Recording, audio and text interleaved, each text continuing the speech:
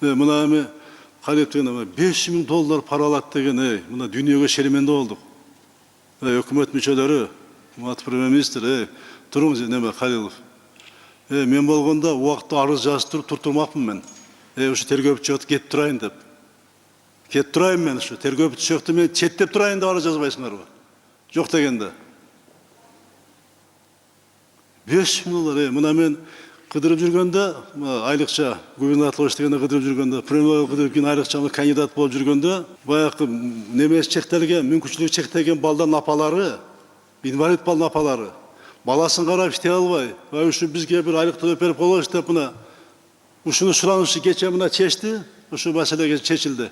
Премьер кол койду өткөндө, ушул болбогон ошол акчага сүйүнүп атышат, сүйүнүп биз ушул балабызды багып атып, ушу мамлекет бизди карай баштады, айлык төлөй баштады деп. $500.000 деген эмне деген нерсе бул?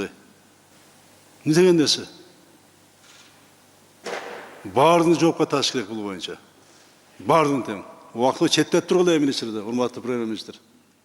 Отурат, алып келип кобуз кеңеште отурат бул жерде. Эмне деген шеремендешилик? $500.000 деген эмне деген нерсе бул?